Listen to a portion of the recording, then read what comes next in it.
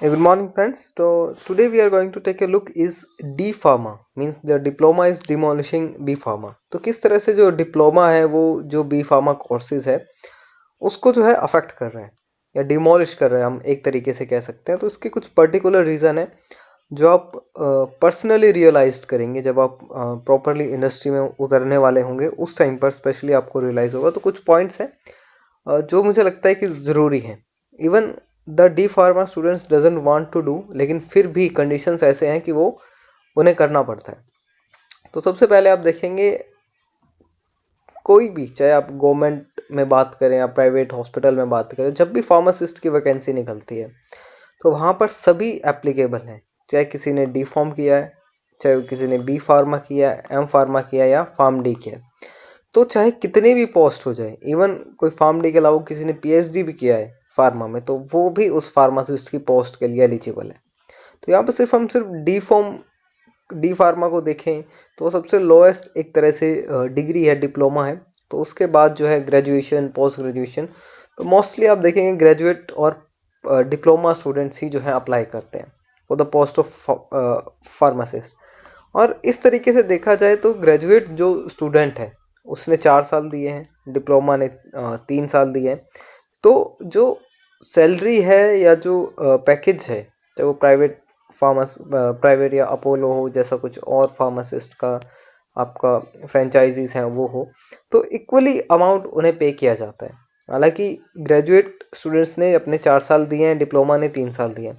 लेकिन एक पॉइंट और भी है यहाँ पर जो डिप्लोमा स्टूडेंट्स के फेवर में जाता है कि जो आपका डिप्लोमा है वो स्पेशली इसी चीज़ के लिए ही डिज़ाइंड है। फार्मासिस्ट जो है आपका इसी पोस्ट के लिए उनका जो कोर्स है वो डिज़ाइन किया गया है स्पेसिफिकली। लेकिन फिर भी ग्रेजुएशन में भी आप जो है सारी चीज़ें ही पढ़ते हैं, इंडस्ट्रियल भी पढ़ते हैं और आप जो है क्लिनिकल भी जो है वो पढ़ते हैं। तो यहाँ पर थोड़ा सा एक पॉइंट जो है कि जिसने टाइम ज़्यादा दिया है, मीन्स जिसकी डिग्री बड़ी है, we must pay it more. तो एक जो पॉइंट है वो यहाँ पर है। सेकंड, जो मैंने यहाँ पर बोला कि जो डिप्लोमा है वो आपका स्पेसिफिकली जो है फार्मासिस्ट की पोस्ट के लिए ही डिज़ाइन किया गया है, क्योंकि वहाँ पर जो है हॉस्पिटल ट्रेनिंग है, कोई इंडस्ट्रियल ट्रेनिंग नहीं है, कोई प्रोजेक्ट नहीं है। तो तो यहाँ पर जब आप देखते हैं तो इंडस्ट्री में स्पेशली प्रोडक्शन में जब जॉब निकलती है तो वहाँ पे डी फार्मा वालों को थोड़ा सा ज़्यादा प्रेफरेंस है, क्योंकि वो कम पे आउट में जो है वो काम कर देते हैं।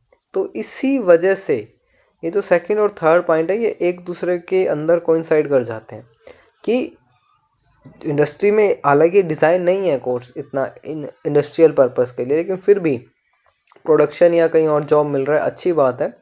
लेकिन जो ग्रेजुएट है जिसने दोनों ही चीज़ें सीखी हैं, क्लिनिकल भी सीखा है और जो है आपका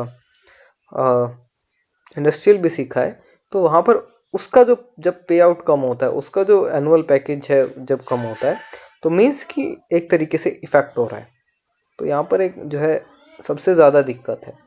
और एक जो 3 इम्पॉर्टेंट पॉइंट हैं वो सबसे इम्पॉर्टेंट मुझे लगते हैं, क्योंकि इन दोनों को हम मिटिगेट कर सकते हैं कुछ हद तक। लेकिन यहाँ पे जो लिमिट है कि कोई एज लिमिट नहीं है डिप्लोमा इन फार्मेसी करने के लिए। आप किसी यूपी की तरफ जाएंगे या पंजाब की तरफ जाएंगे तो आपको इवन हर स्टेट में आपको बहुत सारे डिप्लोमा के ऐसे कॉलेज मिलेंगे जहाँ पर 35, 32, इवन 40 के अराउंड जो लोग हैं वो आपको डिप्लोमा करते हुए दिखाई देंगे। हालांकि अब एग्जिट एग्ज़ाम आ गया है दोनों के लिए, आई थिंक डिप्लोमा और ग्रेजुएट दोनों के लिए आया है कि आपको फार्मासिस्ट बनने के लिए आपको एग्जिट एग्ज़ाम देना पड़ेगा, चाहे वो डिप्लोमा है या वो है। तो शायद इस पॉइंट पर जो है वो आपका थोड़ा सा कंट्रोल हो जाए। तो पीसीआई काम तो कर रही है लेकिन बहुत लेट हो चुका है ये काम। तो कोई एज लिमिट नहीं है डिप्लोमा में फार्मेसी करने की। हालांकि जब आप बैचलर का फॉर्म भरते हैं तो वहाँ पर लिखा होता है कि इतने साल तक एज होनी चाहिए, तो वहाँ पर तो मेंशन है, लेकिन यहाँ पर मेंशन नहीं है। क्योंकि जब आप ग्रेजुएशन लेवल पे देखते हैं तो वहाँ पर एआईसीटी का भी रोल जो है वो आ जाता है।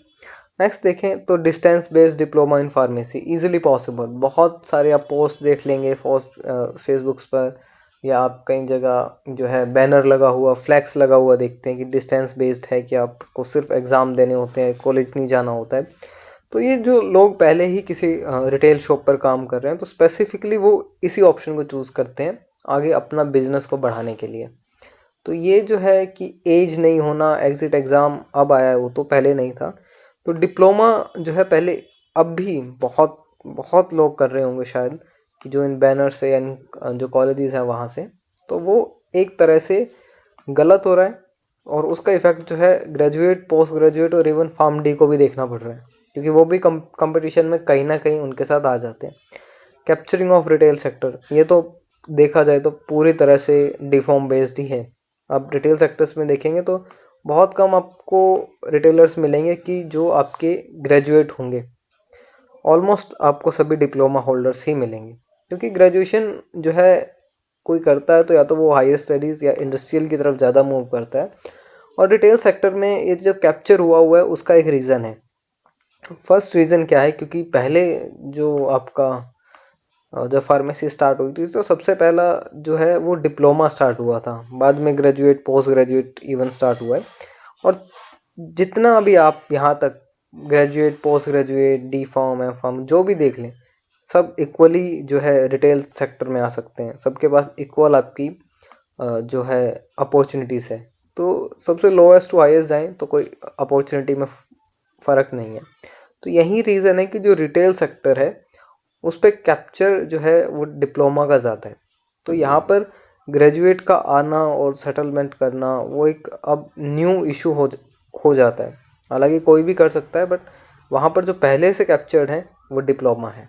तो ये एक आप पॉइंट्स देखेंगे कुछ जो मुझे लगता है कि स्पेसिफिकली जो है थोड़ा सा बी फॉर्म कोर्स को डिमोलिश जो है वो होता है यहाँ पर। तो ये कुछ रीजंस हैं कि आपका डिफरेंट डिफरेंट चीज़ें हैं। एग्जिट एग्ज़ाम के वहाँ आने की वजह से कुछ चीज़ें सुधरेंगी। एज लिमिट वाला जो कॉन्सेप्ट है वो होगा, जो लोग ये डिस्टेंस से कर रहे हैं या पैसे वैसे दे के कर लेते हैं उस चीज़ पे आपकी ब्रेक लग जाएगी।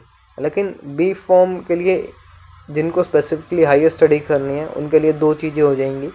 उनको जीपेट भी क्वालिफाई करना पड़ेगा, हायर स्टडीज़ करनी है।